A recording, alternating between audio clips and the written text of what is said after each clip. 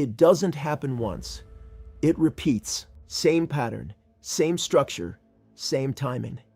Not random noise, not background radiation. Something is sending it. Space looks empty, silent, still, endless. But signals repeat. Stars collapse. Planets burn. Some things out there should not exist. This is space horrors, the universe that should not exist.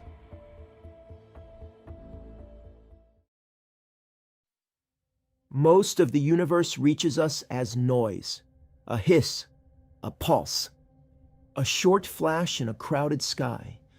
Then it disappears. That is normal. Space is full of violent events. Stars flare. Black holes feed. Dead stars collapse into extreme states. But repetition changes the question. A single burst can be an accident of timing.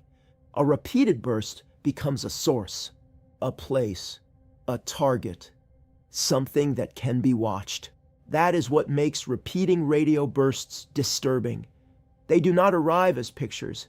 They do not arrive as voices. They arrive as measurements, time, frequency, delay, strength. And when those measurements return from the same region of sky, the mystery becomes physical, not a mistake in one machine. A signal has crossed deep space.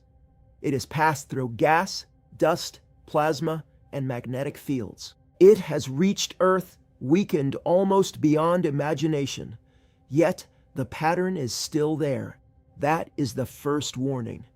Before asking what sent it, science asks something colder. How did the signal survive the trip? A radio burst does not cross space untouched. The universe leaves fingerprints on it. Lower radio frequencies are delayed more than higher ones. They arrive stretched, bent by the thin plasma between stars and galaxies. That delay is not decoration. It is evidence. It tells astronomers the burst has traveled through charged particles. It tells them the signal is not simply local interference.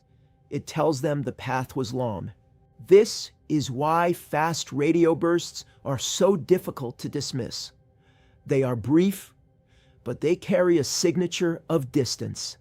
For a fraction of a second, a telescope records a sweep across radio frequencies. Then the sky goes quiet again. The event may last less time than a blink, but the burst can carry enough information to expose the space it crossed. That is the strange power of radio astronomy. The telescope does not see the object directly. It sees the damage left on the signal. A delay becomes a distance. A twist becomes a magnetic field. A repeat becomes a source. And once a burst repeats, the hunt changes. Astronomers can point instruments back to the same patch of sky. They can wait for the next pulse. That waiting turned one signal into a landmark, a fast radio burst called FRB 121102. FRB 121102 was first detected by the Arecibo radio telescope. At first, it looked like another brief cosmic flash. Then, archival data changed the story. More bursts appeared, from the same direction, with the same basic signature. That mattered, because a one-time explosion can destroy its source. Whatever produced FRB 121102 survived. It fired again and again. Not like a perfect metronome, not like a clean human clock, but often enough to prove the source was still active. That is where the fear becomes precise. The signal is not a message in language. It is not a pattern carved for humans. It is worse than that. It is a natural process powerful enough to imitate intention. The bursts were short. The intervals were uneven. The intensity changed. Some pulses looked simple, others broke into smaller structures. A source in deep space was behaving like a machine with no visible engine. Scientists did not need to imagine a sender. They needed to find a location, because if the signal had a home, the mystery could be measured. Finding the home of a fast radio burst is not simple. The burst is too short. The sky is too large. A single telescope can catch the event and still leave too much uncertainty. FRB 121102 repeated long enough for astronomers to use more precise instruments. The position narrowed. The patch of sky shrank. Then the source was tied to a faint dwarf galaxy, far beyond the Milky Way, roughly 3 billion light-years away. That distance changed everything. The bursts were not nearby interference. They were not noise from Earth. They were not a signal leaking from human technology. They came from another galaxy. The host was small, but active. A galaxy where stars were still forming. That kind of environment matters, because young massive stars can die into neutron stars, and neutron stars can become something more extreme. The region also carried signs of strong magnetism. The radio waves were twisted as they traveled through a dense magnetic environment. Not gently, not slightly, strongly enough to tell astronomers the source was surrounded by violent physics. A compact object, a nebula, a young stellar remnant, maybe a magnetar near intense material. It did not become less strange when it was located. It became more real, a repeating pulse from another galaxy, attached to an extreme environment, powered by something still alive.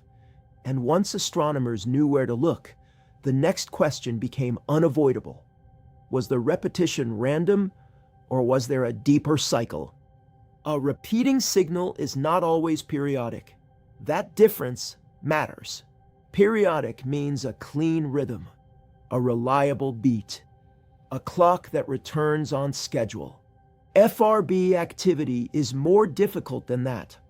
Bursts can cluster, then stop, then return after long quiet windows. The silence is part of the mystery. It behaves more like weather around a dead star. Unstable, magnetic, violent. That does not prove control. It proves structure.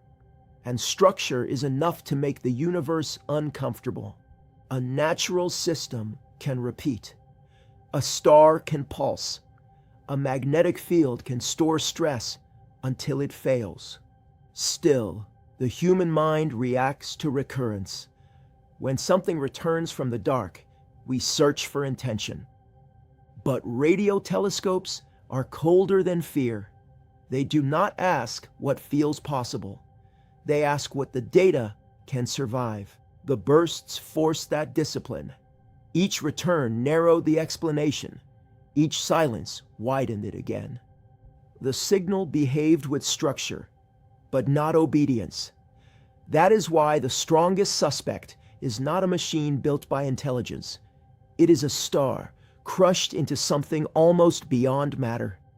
A magnetar begins as a neutron star, the collapsed core of a massive star, a city-sized remnant packed with more mass than the sun.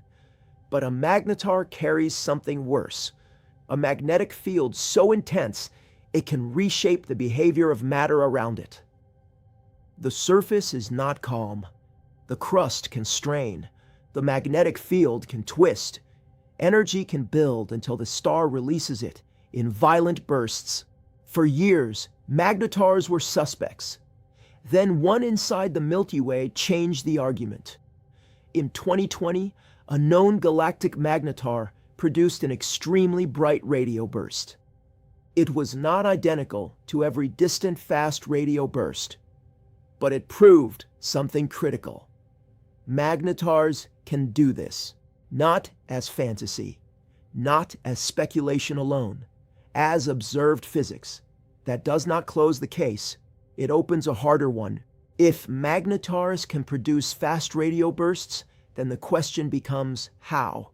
A cracking crust, a sudden change in spin, a magnetic eruption, a shock wave moving through plasma. Each model explains part of the behavior. None explains everything cleanly. Some bursts repeat, some do not. Others appear in environments that complicate the story. The universe gives scientists a suspect, then hides the mechanism. So the fear is not that the signal is artificial. The fear is that nature can build a transmitter from a dead star and make it powerful enough to be heard across galaxies. FRB 121102 did not solve fast radio bursts. It made them harder to ignore.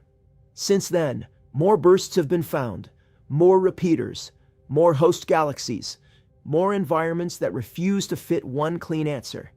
That is the problem with real mysteries. They do not stay in the shape that first frightened us.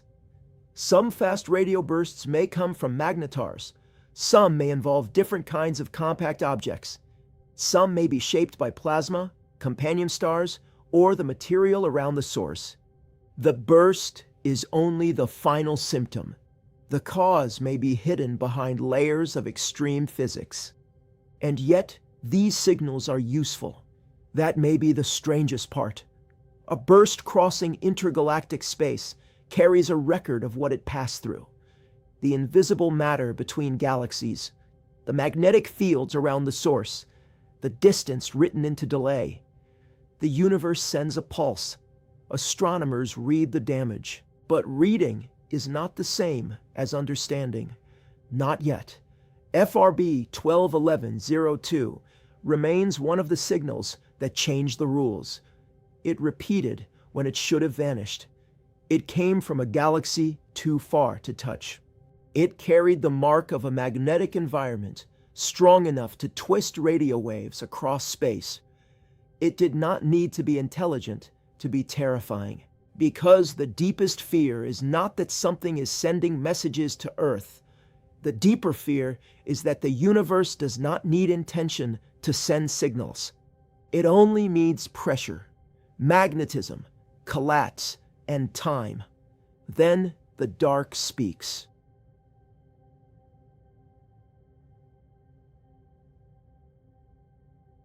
Space does not need impact to destroy the human body. No air, no pressure, no environment built for survival. And, for a few seconds, consciousness continues while the system collapses. The universe does not need monsters. It has gravity, radiation, pressure, vacuum, and somewhere beyond what we can see, the next anomaly is already moving. This is Space Horrors, the universe that should not exist.